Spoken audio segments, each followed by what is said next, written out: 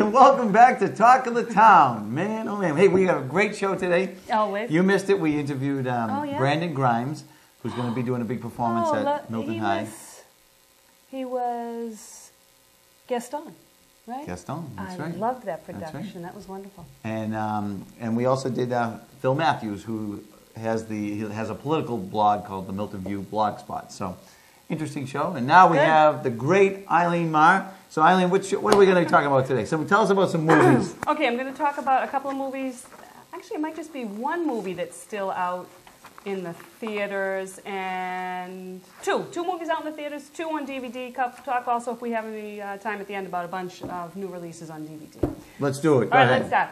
The first movie I'm going to review is called Blades of Glory, and Blades of Glory was directed by first-time feature film directing duo Josh Gordon and Will Speck. Up until now, they've just done short films.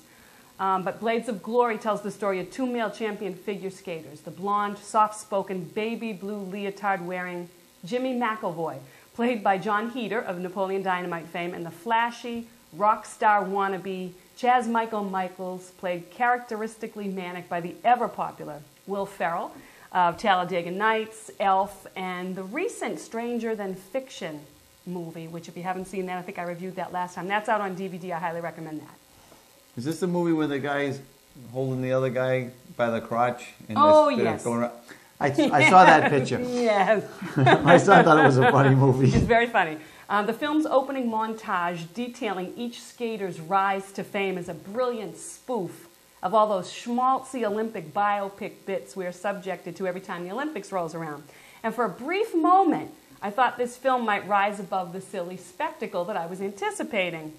Well, I was wrong. The film is just what you'd expect from... A silly spectacle? Yeah, from Heder and Ferrell. It's silly, overdone spectacle. And you know what? That's just fine with me. When the rival skaters are banned from competition for unsportsmanlike conduct, they both drift aimlessly in the real world. Jimmy, working in a sporting goods store, helping spoiled brats find just the right figure skates, and Chaz drunkenly skating and vomiting into his costume as he works with the low-budget ice capades. Lovely. It's not until a crazed stalker suggests that they skate as pairs that the boys are able to return to the ice they love. It's not a seamless transition. Heder as Jimmy McElvoy is something to see in his myriad collection of sequined pastel skating outfits, blonde hair flying free. In dark contrast... Does he look like you? Not quite, no. I wouldn't look as good in those outfits. In dark contrast is Ferrell's black-haired Chaz Michael Michaels, decked out all in silver-studded black leather. The two work together to wow the world with a move called the Flying Lotus, which is banned everywhere in the world except Kim Jong-il's North Korea, for the high death rate of those who try it. The scenes of the skaters practicing this illicit move are both hysterical and disturbing as training dummies are beheaded time after time. Filling out the cast as the boys' rivals are brother and sister skaters Fairchild and Strang von Waldenberg, played by the always funny Saturday Night Live alumni Amy Poehler, and her real-life husband, Arrested Development magician Joe, who's Will Arnett. And if you have not ever seen Arrested Development, that series is... I missed that one too, folks. I miss all these things. Good. Great series. Get that. Anyway, these two are fiendishly foolish, and they go so far as to guiltily goad their younger sister and sweet sister Kate, who's played by Jenna Fisher, who you might recognize as the receptionist from the wonderful TV show The Office. They ask her to spy on their rivals. Well, love ensues and entangles everyone in an ever-deepening mess, but all ends well. The film is silly, at times downright stupid, at other times dead on and brilliantly satirical, but in far too few places. But you know what? Still worth watching. You can't go wrong with a film starring either Heder or Ferrell, so to have the two of them sharing the screen is a real treat. And since the film is raking in loads of money, I hope they will again appear together. I laughed a lot, a few slow places, but overall a lot of fun.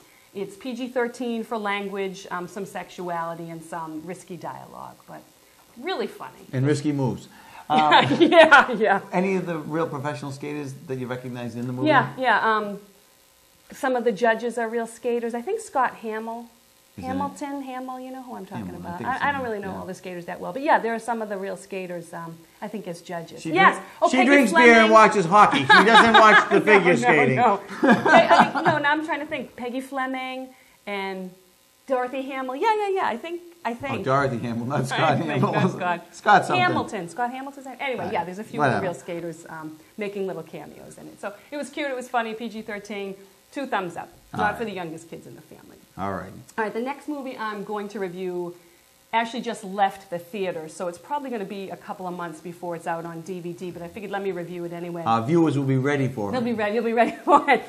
This one's called Reign Over Me. It was written and directed by Detroit native Brian Sugarman, and he also directed 2005's Upside of Anger with Kevin Costner and Joan Allen, and that was pretty good. If you haven't seen that, I don't know if I'd rush out and get it, but it was okay. Reign Over Me is the first fiction-based feature film to deal with survivors of the 9/11 tragedy, unlike United 93 and World Trade Center that were based on factual accounts. This film tells the story of New York dentist Charlie Feynman, whose wife and 3 daughters were killed when their plane struck the World Trade Center. Once a promising dentist, Charlie has become unable to live as he once did. He spends his time scootering around the city, literally on a scooter, going from hardware store to hardware store, and demolishing, remodeling, and then demolishing again his kitchen. Adam Sandler plays Charlie, and Sandler's probably best known for his irreverent comedies. Happy Gilmore and Wedding Singer, 2 of my all-time favorite comedies. You can watch them again and again, always get a good laugh out of it. He's done a few dramas, most notably Punch Drunk Love, which was a little bit quirky, and Spanglish, which was okay, but nothing approaching this level of dramatic depth. When old dental school roommate Alan Johnson, played by Don Cheadle of Hotel Rwanda and Crash fame, spots Charlie on the street, he tries to rekindle their former friendship and ease his friend's pain and anger. Charlie's clearly suffering from his loss, but he suffers as successfully as he can in his own unique way, and society seems to have a problem with people who don't suffer more publicly. And when Alan consults a psychiatrist friend played by Steven Tyler's daughter, Liv Tyler, who you probably most notably recognize. Yep, the elf from Lord of the Rings fame, beautiful woman. They, along with Charlie's in-laws, plot to help Charlie by forcing him to seek professional help. And this, unfortunately, is where the film falls apart for me anyway. There's a contrived court scene where, predictably, Charlie loses control of himself, proving to all those watching that, well, of course, we told you, he needs institutionalization to help him deal with his grief. Like picking at a never completely healed wound, talking about the death of his beloved family does nothing to help Charlie, and in fact, is more pain-inducing. Sandler deserves credit for taking on such an out-of-his-range role, but I am sorry to say I do believe it is out of his range. He did the best he could with this decidedly, understandably flawed character, but he just didn't have the emotional depth. He didn't bring that to the role. He spends a lot of time in the movie playing video games in the film, and I think that's where Adam Sandler looks and feels like he's the most comfortable, playing characters in perpetual arrested development. Perhaps most of the blame for the failure of the film should be placed on the writer-director Brian Sugarman. Sugarman also plays a role in the film, and it takes an extraordinary talent to do it all. And I don't think Sugarman has what it takes. Cheadle was good, a little stiff, but the real standout in the film is Alan's wife, Janine, played by Will Smith's wife, Jada Pinkett Smith.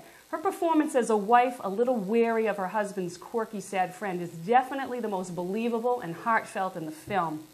It is a bit of a tearjerker. I did cry at a few scenes, so the film had potential to elicit very strong emotions. The film does end well, so I'm going to say it was a good rental. It's rated R, foul language throughout, but not, I mean, it was warranted. The language was warranted. The subject matter, of course, is devastating. And I kept thinking, I left this movie and I said, I didn't really like it. But as the days went by, it made me stop and think. There was something that just kept pulling me towards it. And I think it was the way... It started to rain over you. It rained over me. Yes, it did. That's great. I think it was the way grief and how different people deal with personal grief is, and how in this Oprah world where everybody's supposed to just talk and Dr. Phil, and if we could all just sit down and talk and unburden yourself, everything would just be fine. And I liked the way that Adam Sandler's character, almost to the very end, refuses to do what he wants everybody to do. And even when he kind of gives in a little bit, he does not give in all the way. And, granted, he might not be living the life he would have been living had his family not been killed. But he's living okay. You know, he's eating, he has a home, he's out every day. Yes, but he's remodeling his kitchen that's every all right. month. How normal is that? But you know what? What is normal? I don't know. If something This like that is true. happened to my family, I don't know what would be normal. He's not suicidal. He's not Home homicidal. Depot appreciates him. Yeah, they do, I'm sure. And at the same time that I saw this movie, I was in the middle of reading a book called The Year of Magical Thinking, and that was written by a woman named Joan Didion. And she and her husband were writers. She's still a writer. They wrote screenplays, and they've written fiction and nonfiction, and they lived together and wrote together in one small place for over 40 years. They were married. And in a very short period of time, her daughter became critically ill, and while her daughter was in the ICU, her husband quickly passed away at the dinner table one night. Bing, bang, and boom, he's gone. He had enough. He had enough. He didn't want to go back to see his daughter. Massive heart attack. So Wow. this poor woman's dealing with a critically ill daughter in a coma and a dead husband at the same time. And she wrote this incredible story. And when I first picked it up, I started to read it. And everyone has their own stories of grief. And what you bring to what I brought to this movie, what I brought to this book is different than what you're going to bring to movies dealing with grief. But anybody that's interested in reading a really good book about grief, anybody that's gone through grief, at first I didn't like it. At first I found it a little bit whiny, and she's complaining, and then she just talks about, I love this thing she calls about the vortex of grief. She'll be thinking about one thing, and it just spins into, she's going along having an okay day, and something will remind She her. starts to spiral down. Yes, and it's incredible. The death spiral, like the planes have. Yeah, because anybody that's dealt through death, you can be going along, you can think you're doing okay, you're doing just fine, Something and then triggers bang, it. out of the blue. Yeah. So a wonderful book for anybody that's interested in reading See about that, death. folks? Not only do we have movie reviews, now we're going into the book review. Tell them the name of the book again. It's called The Year of Magical Thinking by Joan Didion. I got it at Milton Library, so it's there. Let me ask you one more thing about this. Did it bring back all those feelings of grief and all the horror of 9/11 again? Did they show any more films No, of it? and that's one thing I was proud of them for, because I really thought they were going to be a little more opportunistic. I thought we were going to see flashbacks of the planes. Nothing like that. And I have to say, as much as I wasn't crazy about the film, the more I stop and think about it, the more I let it settle, the more I liked it better than I thought I did. So I'm going to give it 1.5 thumbs. I'm going to say it's a good rental. Great soundtrack.